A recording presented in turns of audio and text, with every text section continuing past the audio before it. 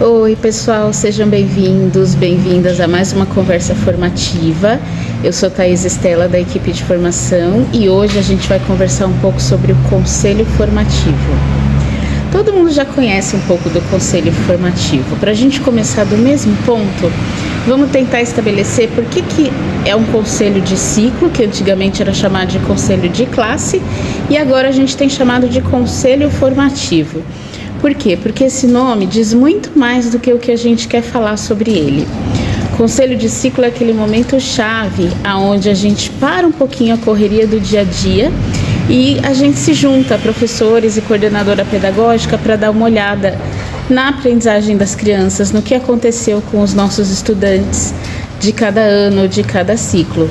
Mas não é só para ver se ele está bom ou se ele é ruim. Na verdade é para pensar como o nosso trabalho em sala de aula impactou os resultados das crianças, o que a gente fez que deu certo, o que talvez a gente precise fazer um ajuste.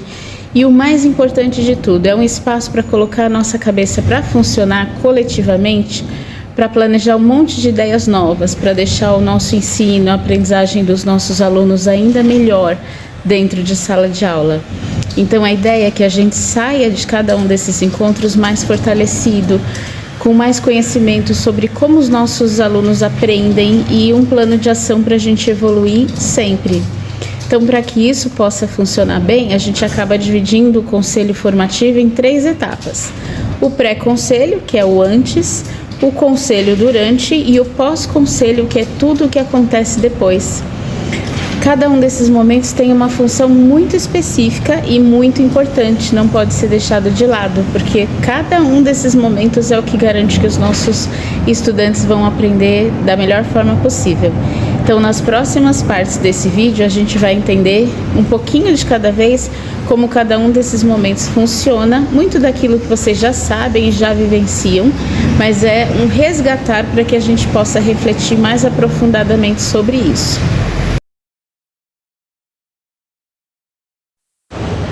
Então, o que acontece exatamente no pré-conselho? Pré-conselho é aquele momento que a coordenadora pedagógica vai agendar com você por um dia do seu HTP. Você vai saber com antecedência para que você possa se preparar para esse momento. E é o momento onde você e a sua coordenadora, durante 1 hora, podem falar sobre todos os desafios que você está enfrentando com a sua turma. Então é um momento onde vocês conseguem sentar para falar individualmente sobre cada criança, com calma, avaliando tudo aquilo que a criança consegue fazer.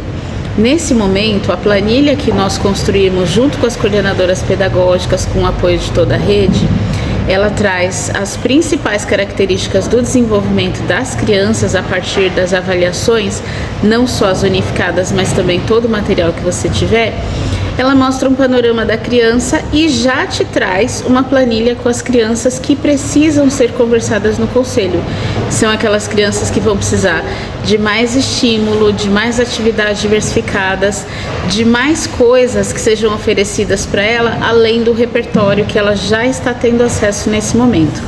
Então é um momento onde você e a coordenadora vão pensar sobre cada uma das crianças e refletir juntas, o que mais eu posso fazer com essa criança para que ela realmente avance? O que é que está acontecendo com ela? Por que essa aprendizagem não está acontecendo da maneira como deveria? Então, nesse momento, a sua coordenadora ou a sua diretora, a articuladora, quem estiver nesse pré-conselho, vai estar refletindo junto com você. Então, normalmente, a gente costuma dizer que o trabalho do professor costuma ser um pouco solitário, porque ele está lá na turma de 32 crianças, ele está com vários desafios e está pensando sobre eles. O momento do pré-conselho é o momento onde a gente vai dar a mão. Vai dar a mão e vai pensar junto, porque o aluno não é só nosso, o aluno é de toda a escola, o aluno é do município. Então, de que outras formas a gente pode trabalhar com essa criança? Então, é o momento de fortalecer o professor. E paralelamente a isso, é onde a coordenadora pedagógica também vai estar juntando os dados para, além da sua turma, conseguir enxergar o panorama da escola. Porque se tem muitas crianças de uma determinada turma com dificuldade no mesmo assunto, pode ser que seja um caso daquela turma.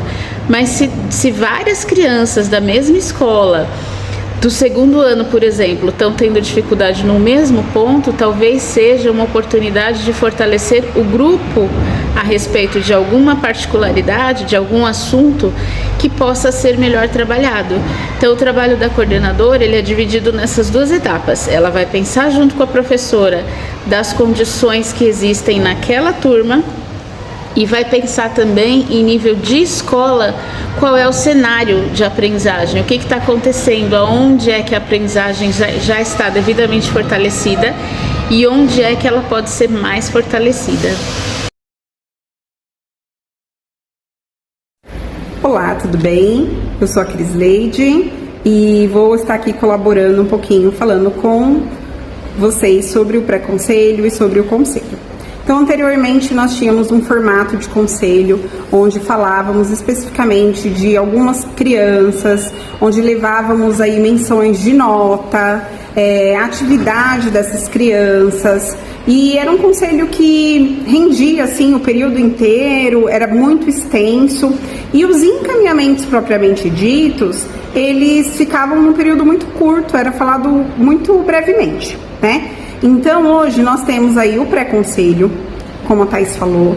Neste pré-conselho, o professor de cada turma vai ter esse olhar individualizado para que estudante da classe dele precisa, né, desse olhar de atividade, de encaminhamentos específicos. Isso já vai ser tirado com a coordenadora pedagógica. Então, nesse modelo anterior de conselho, a gente não otimizava muito o tempo e também não tínhamos um momento formativo, né? Era um momento só para ver o que o estudante sabia ou o que ele tinha dificuldade, e os professores ficavam muito tempo nesse momento. Por quê? Se a gente for pegar escolas que tem aí porte grande, né, G ou GG, com 8 turmas por ano ciclo, então assim, se estendia muito só nesse olhar de atividades, só nesse falar desse estudante que tinha dificuldade. E também não era visto o estudante que não apresenta dificuldade, né? Porque no pré-conselho hoje, nós também temos esse olhar. O estudante não apresenta dificuldade, mas ele está aqui também, né? Então, qual encaminhamento a gente pode ter dentro da nossa sala para poder contemplar também esse estudante que não apresenta dificuldade de aprendizagem? Então, esse formato de conselho por ano ciclo, né? Esse olhar global do ano ciclo, onde os professores podem trocar experiência, trocar ideias, trocar atividades do planejamento que estão dando certo, né? Ele funciona muito bem, né? E a gente tem um olhar do todo, não só o daquela criança, não só o daquela sala. Então, a sala está dentro de uma escola, né? E então esse encaminhamento é tirado para a escola, visto as dificuldades globais das crianças, que muitas vezes elas se repetem, né? São crianças diferentes, mas com desafios muito semelhantes. Então, o mesmo encaminhamento serve para outras crianças, ou a mesma estratégia pode funcionar em diferentes turmas.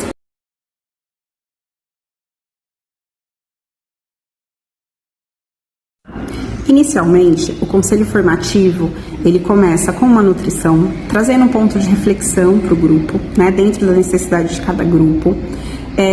Na sequência, os professores podem falar um pouco da sua turma, porque esse professor já falou sobre a sua turma e sobre alguns estudantes muito específicos com a coordenadora, mas muitas vezes a rotina da escola ela é tão tumultuada que falta tempo da gente trocar com os pares, da gente trocar com os professores que muitas vezes trabalham no mesmo período, né? Então, esse é o momento de falar um pouco da sua turma. E é muito interessante porque nesse momento, às vezes o professor percebe que tem coisa que ele acha que acontece só na sala dele. Só que quando ele escuta o amigo falando do grupo dele, ele percebe que não é só na sala dele, né? Então, na sala do amigo também acontecem algumas coisas que podem ser tomados alguns encaminhamentos coletivos para o grupo. Então, esse formato de conselho que nós trazemos, quando a gente observa o coletivo, ele traz muitas contribuições para todo o grupo, né? Porque uma coisa é um estudante dentro da sala, outra coisa, estudante dentro do grupo, e essa turma dentro de uma escola, né? Então, a CP vai apresentar os dados que são referentes às planilhas de monitoramento que os professores preencheram e que neste momento a gente já também conseguiu gerar essa planilha do conselho, né? Então, com apenas uma planilha, nós conseguimos aí ter acesso ao dado dos estudantes que se encaixaram nos critérios para conselho. E no pré-conselho foram tomados os encaminhamentos pensando em cada estudante, nas particularidades de cada um, né? E seguindo a pauta no conselho, nós temos a análise dos dados, temos um momento formativo.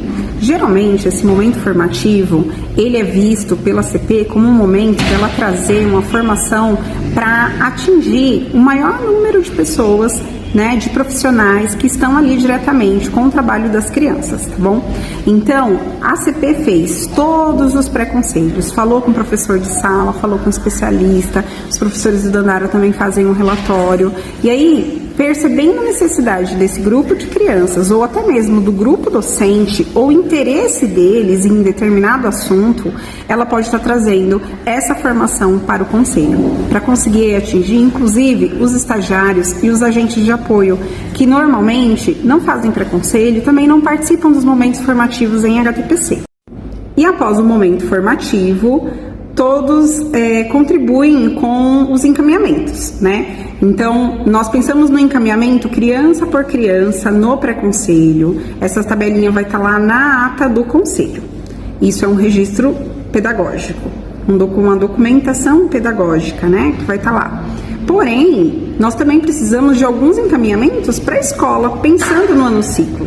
Então, por exemplo, nós percebemos que o segundo ano ainda tem bastante dificuldade em relação à leitura. Qual ação o ano ciclo vai ter para conseguir atingir? De repente vai ser o ano ciclo daquele período, do período da manhã. Isso a gente coloca lá especificado na hora do encaminhamento, né? É muito interessante também quando a gente recebe no final esse encaminhamento impresso, porque a gente, no decorrer do próximo TRI, a gente começa a fazer esse checklist para ir conseguindo atingir aí todos os nossos objetivos. E aí, depois que nós refletimos todas as coisas e fizemos todos os encaminhamentos no pré-conselho e no conselho, é hora do pós-conselho. Pós-conselho nada mais é do que aquele momento em que a gente vai concretizar tudo aquilo que nós decidimos que é importante para a nossa escola. Então, se no pré-conselho, por exemplo, nós combinamos que a gente precisa fazer uma reunião com determinada família, é no pós-conselho que a gente vai agendar essa reunião, marcar qual é o horário mais viável para que essa conversa realmente aconteça. Se nós decidimos que vão acontecer agrupamentos para que a gente melhore a alfabetização e a aprendizagem de muitas crianças, então é o momento da gente organizar no grupo, no conjunto de professores, como que esses agrupamentos serão feitos. Então esse planejamento das ações para que os encaminhamentos do conselho não fiquem só no papel, nem só na conversa, mas que eles sejam realmente efetivados na escola. Então o pós-conselho é aquilo que vai amarrar o pré-conselho e o conselho. É o momento onde as ações pedagógicas realmente vão acontecer dentro da escola. Nós podemos observar que durante todo esse processo, desde o pré-conselho ao conselho e o pós-conselho, todos os agentes que estão na escola estão envolvidos em melhorar as práticas pedagógicas, em acompanhar de fato as aprendizagens das crianças e buscar estratégias mais eficazes para aqueles estudantes que precisam, que necessitam de uma intervenção mais pontual, garantindo um momento de fala, de escuta, de formação para todos que ali estão presentes, né, agentes de apoio, estagiários, professores PEB1, especialistas, então todos com este momento, né? Aí, Cris, mas o professor especialista não vai estar nesse dia do conselho, porque o conselho em algumas escolas pode acontecer todos os dias da semana e outros não. Então, por isso que o pré-conselho foi feito com esse especialista e ele fez ali um relatório Às vezes a coordenadora não vai ler o relatório na íntegra, mas ela vai ler anteriormente e vai passar aí as ideias centrais desse professor que está ausente no dia do conselho, porque às vezes é o dia que ele não dá aula naquela escola, né? Então, assim, a gente garante esse momento de fala, de escuta e de formação para todos da equipe escolar. Desta forma, nós acreditamos que estaremos contemplando as aprendizagens dos estudantes, as necessidades e individualidades de cada um nesse processo de ensino-aprendizagem e também na necessidade dos professores, tanto formativo quanto de ouvir o colega, de compartilhar ideias, compartilhar experiências, pensar junto, né? Às vezes ver o que o amigo está fazendo na sala e na sala dele está dando certo, pode ser uma ideia para sua turma também. Então a ideia do conselho é sempre essa, que a gente consiga agregar, que a gente consiga ampliar as práticas pedagógicas. Esperamos que esse vídeo tenha ajudado vocês, sanado algumas dúvidas. Se vocês tiverem ainda alguma dúvida em relação a pré-conselho ou conselho, pode deixar aqui nos comentários que a gente vai estar respondendo, tá bom? Muito obrigada, tchau, tchau!